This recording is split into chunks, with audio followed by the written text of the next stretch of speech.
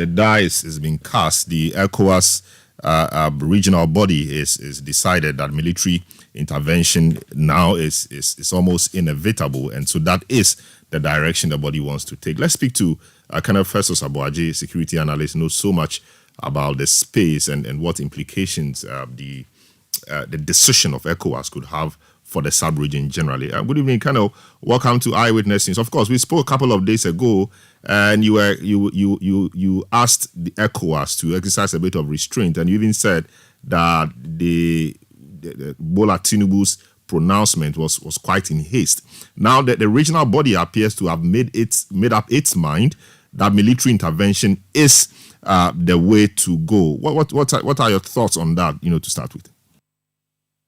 Well, thanks for having me. I think this statement that we heard is different in some respects from the ultimatum that was given during the first meeting of the authority. In a way, they're now saying that ECOWAS cannot launch the intervention by just collecting and assembling and projecting contributions from its member states.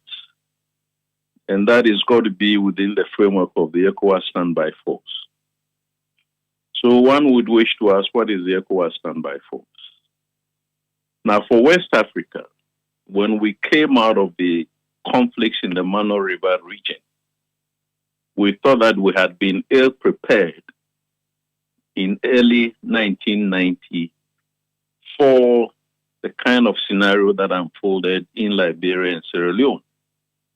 Although the Charter of 1975, that is the ECOWAS Charter, had provided for an allied armed forces of the community, AAFC. So the concept is that currently the ECOWAS standby force is a collection of contributions from its member states, 15 of them, less the 4, that is Niger, Burkina, Mali, and Guinea, so 11. These troops and other assets are on standby in their respective countries of origin. So the Ghana Armed Forces that you and I know about, in principle, contributes to the ECOWAS standby force. There is a thematic structure for the ECOWAS standby force. First of all, we have the vanguard, consisting of 2 elements, 1,500 Nigerians as the Eastern Vanguard, and then the Western Vanguard provided by Senegal, also 1,500. Then we have the main force, I stand to be correct, or I can't remember very well, but let's say 3,500. So the entire ECOWAS standby force on paper is about 6,500. It consists of land forces, it consists of air forces, and then it consists of naval and other combat support, mission support assets. Now, what should follow after this decision is that it's an assumption that the 6,500 will not be sufficient for the task assigned by the leadership of ECOWAS. It definitely has to be more. Otherwise, we run the risk of getting bogged down as we did in Liberia, where we started with a smaller force of about 2,600. We faced opposition, and then we started augmenting until we got to about 13,500 in 1997-98. So the staff of the ECOWAS standby force, there is a chief of staff, but the chief of staff is not going to be the force commander. So ECOWAS now, working through the president of the ECOWAS Commission, needs to now identify, and working with the ECOWAS Chiefs of Defense Staff Committee, will need to identify a force commander, a deputy force commander, and so on.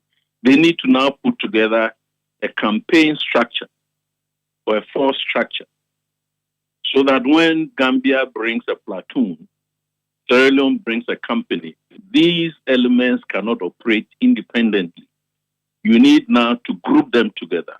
And invariably, they're going to be now attached or placed under command of a bigger unit, let's say a battalion. So we cannot, at this stage, determine how soon this, this invasion, as I call it, will take place. There has to be a lot of calculations around the military table. And it is only when the military says they are ready, that is the ECOWAS standby force, and they have presented their campaign plan to the appropriate authority, that the appropriate authority will then give them the go-ahead to launch the invasion. I don't think it's still going to happen. But be that as it may, this is the decision that we have to live with. Before then, I think ECOWAS probably has not been that candid with us. But the best course that ECOWAS has is a diplomatic engagement. And it doesn't mean that if you send one delegation or another and they don't succeed, that is the end of it. Any of the conflicts that we've had in West Africa, including even the one in Cote d'Ivoire in 2011, there were several series of diplomatic engagements, not only by the ECOWAS, but also by the AU and by other member states within the African continent. So this is where we are. The budget for this campaign has not been worked out. It's going to cost money.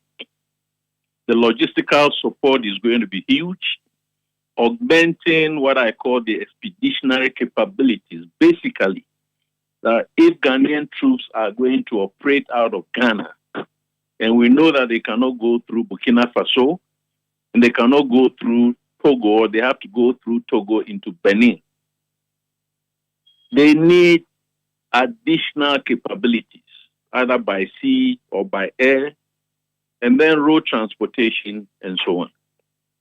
And we don't have these in sufficient numbers in West Africa. And that is what the staff of the ECOWAS standby force will be doing. Let's also remember that in our respective countries, and I keep emphasizing this, soldiers don't sit in barracks not doing anything. There are many things they do that we don't see. In our own country, they are involved in many, many other operations in the northern parts of this country to try and quell the Boko conflict and so on. There are some flying the Ghana flag in international peacekeeping operations at the UN auspices and so on. There are some on training. There are some at the staff colleges and other schools of training and so on. Then there are those who are doing purely administrative work, which is also requisite for keeping the forces, on an even keel. There are those on leave, and there will be a few who are sick, So composing this force is not also a very simple matter. And when you've done that, you need to concentrate them. We call it marrying up. So you need to establish esprit de corps. So take any battalion in Ghana. It's not up to wartime strength. Even our peacekeeping strengths may be questionable. So you need to now augment those units. And when you bring new elements to be members of a unit, they need to get to know one another. That's what we call building the esprit de corps. The commander needs to know the men and women he or she is going to, command and establish good relationships, impress his or her personalities upon those men and women placed under them and so on. It's not easy. All said and done, let me say that I don't think the military option, even if it takes place, will bring me back to the scenarios that I shared a few days ago. And unless ECOWAS, with some magic, manages to score a quick victory, all the other options will entail a lot of risk that I don't think ECOWAS and the international community might be prepared, to accommodate at this stage. I see. Quite a very detailed analysis of the situation. So, I mean, from all you have said, from putting together the standby force, marrying up, getting to know themselves, deployment, etc., then it's almost an impossibility. It's not going to happen anytime soon. So, between now and then, what should be happening? I'm not sure if diplomacy has entirely failed, but does this announcement put a strain on diplomatic efforts to get the junta to give way for the restoration of democracy in Niger? Well, if I heard the statement well, and I've quickly gone to the internet, and I think they said the ECOWAS standby force has been ordered to deploy to restore, democracy in Niger. That itself is a clear shift in the earlier position of ECOWAS, which had all along emphasized the reinstatement of Bazoum. So restoring democracy or governance is not the same as restoring an individual to his or her office. So there is a bit of a shift there. Now, military governments do not restore governments. That's not the objective. It's not a military objective. Their business, whether be to go into Niger and destroy the CNSP or neutralize them and secure the release of Bazoum. It will then up to ECOWAS diplomats to go and reinstate Bazoum. This is not a military task. Even if we try to do it in Liberia, those who are conversant with the history of the conflict in Liberia will know that from 1990 to 1994, especially Nigeria thought that we could decide the outcome of Charles Taylor's invasion on the battlefield. It didn't work. So from 1995, we changed strategy. And then we tried to now find an exit strategy which focused on elections. You see what I mean? So the ECOWAS option at this stage, strategically, will be what I said on Citi with Abler yesterday, to dial back and then to begin to accommodate a kind of transition. We cannot spell out the length of the transition, whether it should be 1 month or 2 months or 6 months. But it must be a transitional period. And under the circumstance, it must be a transitional period of a kind of military civilian administration. Because look, in Guinea or even Mali, the military have a stake in the outcome in Niger. First of all, personally speaking for themselves. You know, they need to be sure that their careers will be intact, their safety will be intact. So is Bazoum's safety and Bazoum's political future and so on. So to guarantee that, you form this kind of transitional period, and whatever the grievances are, if it needs constitutional reforms, you do the constitutional reforms. If it's electoral reforms, you do the electoral reforms. And the exit strategy will then revolve ultimately around new elections. And then there is a face-saving exit by this general, Brigadier General Abdurrahmani Chiani, and his men, especially the military governors in the 8 regions, as well as the new cabinet that he has put in place. And then there is also a safe exit for Bazoum and his previous government. Now, diplomacy doesn't mean that you don't make concessions. So if ECOWAS wants to fight its way into Niger and restore democracy, yes, they can go ahead with it. My understanding is that that will be a very dangerous precedent. It means that any time there is misgovernance in West Africa, not only by the military, by civilian governments, we should be ready to launch an invasion into those countries to restore democracy and governance. Can you do that in Ouattara's Côte d'Ivoire? Can you do that in Gnassingbé's Togo?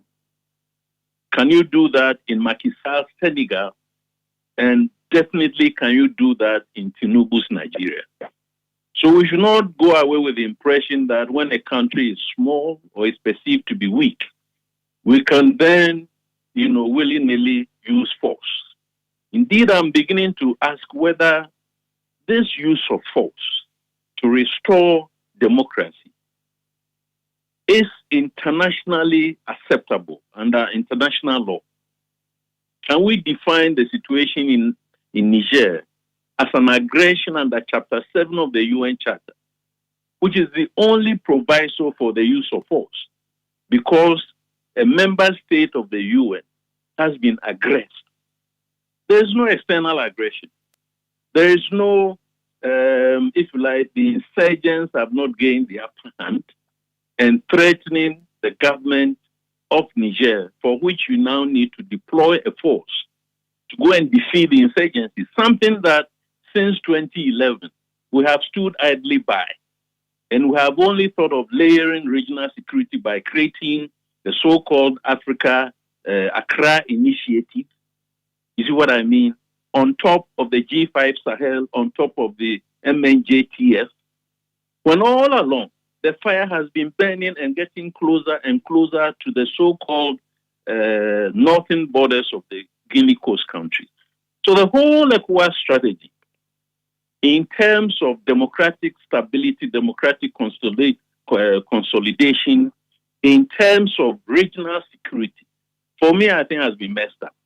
I see. And after Niger, we need to come back and do a serious review of how we're going to ensure that there is democratic stability within our respective regions. Otherwise, Niger, I keep saying, will not be the last one. We may finish with Niger, but there will be more such situations as in Guinea, as in Mali, as in Burkina Faso, as in Niger. And only a few weeks ago, there was a bit of tension in Sierra Leone. There had also been tensions in Senegal, which is the only country in West Africa that has not endured a coup. But they came very close. And only intelligence agencies, especially the powerful ones, would know how close Senegal came to a coup. So the whole argument that I have is that the root causes of coups are what we must seek to deal with or address. It is not that we don't like coups. And I think here we need to remind ourselves that hopes and wishes are not strategies. To sit there and wish that there is no coup and hope that there is no coup is not a strategy. The best strategy is to find out what causes coups and then to put in place mechanisms and interventions to prevent the coups from happening in the first place. And so far, we have not done that. We have only said that we don't like the uniform, and therefore anybody in uniform who comes to the scene will not be countenanced. And yet, when our civilian administrations, and these few minutes I've mentioned Ouattara's Côte d'Ivoire, I've mentioned Gnassingbé's Togo, I've mentioned Macky Sall's, Senegal. You see what I mean? Of course, Burkina Faso, remember 2014, the same scenario around Kampuari wanting to retain power by re-engineering constitutional reforms and continuing. That is the crux of the matter. Plus, the elections that we manipulate. So the elections don't express the will of the people. I see, but these are long term. These are long term, or I mean, quite not difficult, but very tedious things that we have to do, which may take time and which may entail growing our democratic or governance institutions. You know, so and educating the electorate, so they know a lot of these.